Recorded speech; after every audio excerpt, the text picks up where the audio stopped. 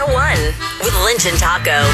This would be Orlando's Rock Station, 101.1 WJRR. Tuesday ticket takeover now in full effect until midnight. Mm-hmm. Where? Yeah, where, Taco? At 101.1 WJRR and Instagram. If you're not following us on Instagram, you can win prizes there all the time. At 101.1 WJRR. Falling in Reverse tickets. Yeah, Falling in Reverse featured tickets to be given away on Insta today. So sometime before midnight, swing by there. Look for yours truly. I give you a real simple task to do. It'll take you about 2 seconds, and you'll be qualified to win those. Some would say an instructional video. Well, some, yes. Let's begin in Japan. Story of a Japanese watermelon farmer. He's out about $8,000 after a weekend heist at his watermelon farm. Suddenly, 600 watermelons go missing from his fields. From the field or like from a setup? It just says stolen from the field. Yeah, that would suck if you were going to be a watermelon thief. I think I'd look for a stand instead of having to cut them off the vine. Never mind any of that. And I do indeed feel bad for the Japanese watermelon farmer out $8,000. Of all the things to steal, why are you going to create all this work trying to move 600 watermelons? Wouldn't it be easier just to steal several smaller, more pricey items? Yeah, from a different category, perhaps. Could be a competitor. Yeah. Is watermelon a hot, high heat competition market? Man, you've seen the stands. I always wonder when I see those stands, like on the way to New Smyrna Beach, you see the stand right there at 44 and whatever, and I think, how come when I get watermelon, it's in a store that's at, room temperature, but these are sitting out all weekend and the heat index has been 115 degrees.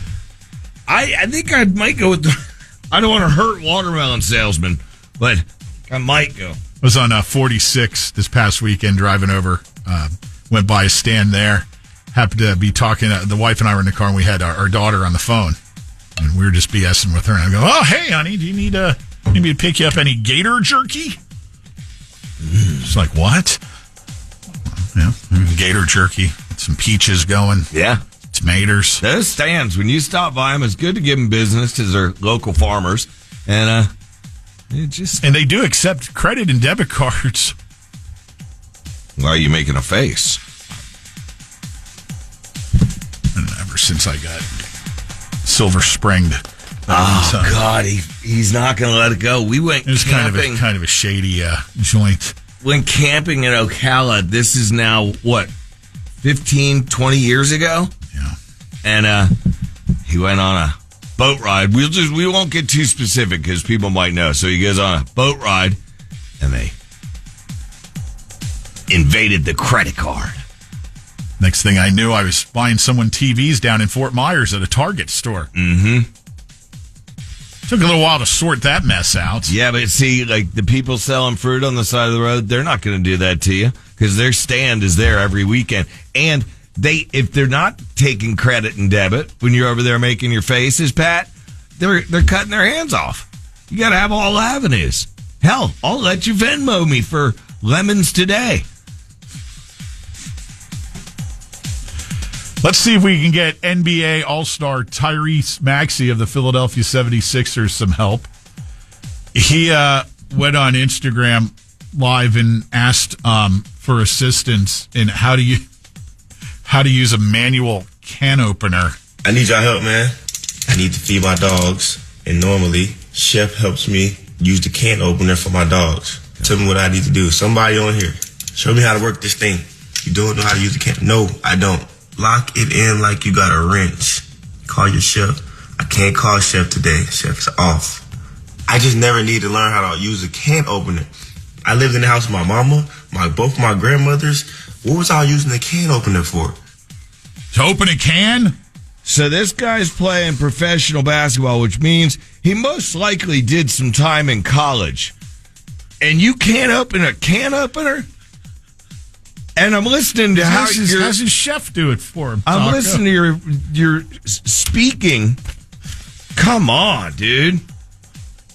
Start go to college to learn anything, just to play ball for a year and move on to the NBA. Mm-hmm. Hey, you go ahead and take care of this paper for me, right? That's what I was told. Somebody said $8,000 for 600 watermelon?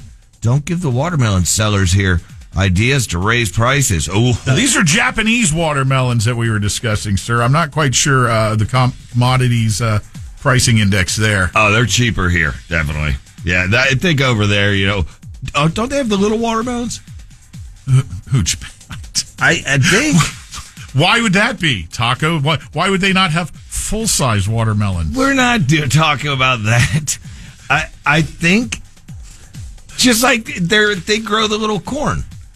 When you see the Asian meals, they have the little corn cobs. I've seen it. Everybody's seen them. Those are grown at probably a farm. Cute little corn. Seems like you could put them on the end of real-size corn with little spikes. Those are the exact, the corn cob holders, the little ones that look like corn. Those are the exact size as those little corn cobs that they grow over there. Somebody said, come on, Taco, don't you realize they're grown in Florida heat? Yeah, I know, but it seems a lot better sitting in that store. You'll have to remember from yesterday, Bob explained his thought process. Mm-hmm. He wants to leave plenty of space inside of his head, so therefore he only retains little kernels of information. Because therefore I can fit more information on more subjects. Unlike somebody who knows everything about everything, their head's all jumbled up. And then they're full. It's just, leaking out. Somebody randomly texted in at 22526. Pat loves boating. I do. I love boating on someone else's boat. Hey, and for the record, again, I like backing up those fruit stands. I'm a big fan of them. Getting out there busting it. Somebody said if you've ever paid close attention, Pat, those hand-painted signs for the fruit stands on the side of the road aren't really hand-painted. They're made to look like they're hand-painted. All right, I think people are... Let me ask you something. You must have insider information or be an operator to know that. Or have way too much time on your hands. You know what? They have these signs out for about a mile out before you get to the actual stand there, which is a guy sitting on the tailgate of his pickup truck in a tent next to it. I want to see what these how much effort was put into making these signs. I want to see it. Does that go the same for the handwritten signs that they just stick at an intersection? We pay cash for houses. That's who I want to sell my house to. That check ain't gonna bounce. Nope. Double A is not coming out. Oh, are they trying to coax him out? Somebody said he's Chinese, isn't he? Yeah. Different need. Get Gator Jerky off 192, that little place just past Campers before Hullapall. I don't want to say the name of the Camp Holly. Anyway. We got a guy in people keep texting in that Japan has squared watermelons. Japan has that's another one. Which, if they do, I would see why they're pricier. Yeah. You could stack them that way. Very convenient. Right in the back of the pickup truck getaway. Stack them right up. Right in the back of the Toyota pickup truck. Or is it a Nissan?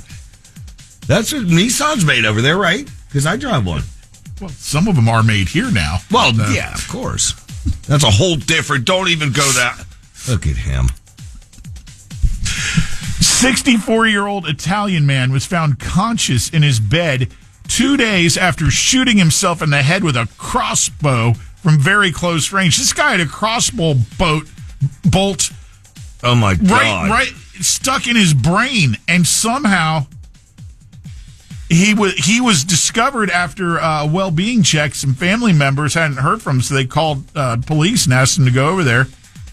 And they opened the door. Find him in bed with the end of a crossbow bolt sticking out of his forehead. Holy cow. He was immediately transported to the hospital conscious with his eyes open, and according to the doctors, he babbled incoherently but could still speak.